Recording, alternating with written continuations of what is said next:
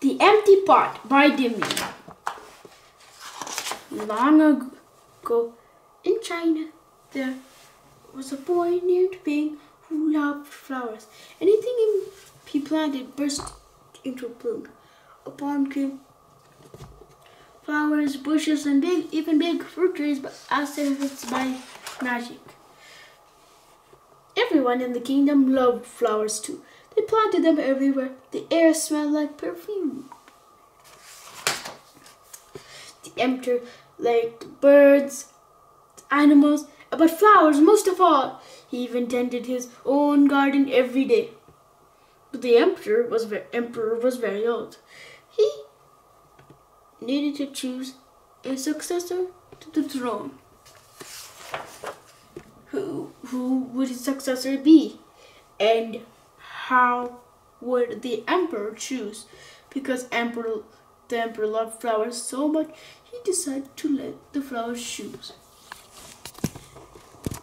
Next day, a postman was instituted. All the children were given the land that come in palace. There they would be given a special flower seeds by the emperor.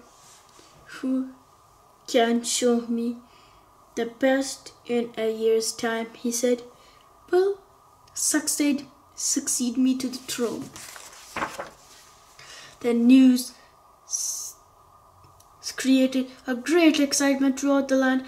Children from all over the country swarmed to the palace to get their flower seeds.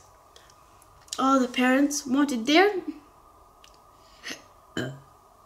children to be chosen, and emperor and all the children hoped they would be chosen too.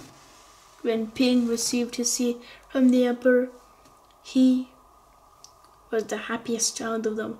He was sure he would grow the most beautiful flower. Ping filled the flower pot with rich soil. He planted a seed in it very carefully.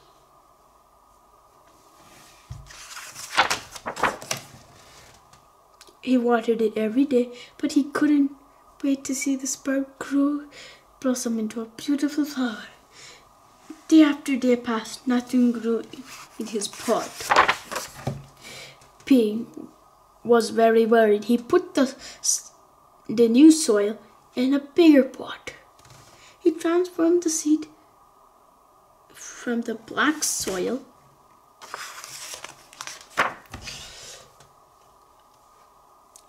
After 2 months, he waited. Still nothing happened. By the whole year passed. Spring came, and all the children put their best clothes to greet the emperor.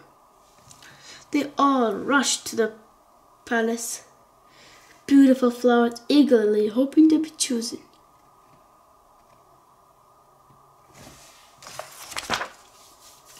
Ping was ashamed of his empty pot. All the other children would laugh at him because for once he couldn't get the flower to grow. His clever friend ran by holding a great big plant. "Ping," he said, "you're not really going to the emperor with an empty pot, are you? Couldn't you grow a great big flower like mine?" "I have grown lots of flowers better than yours," Pig said. "It's just the seed won't grow." Ping's father overheard this and said, "You did your best, and your best is good enough to present the emperor." Holding the empty pot in his hand, Ping went straight away to the palace.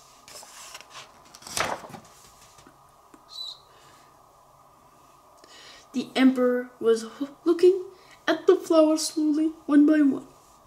How beautiful the flowers were, but the emperor was frowning. He did not say a word.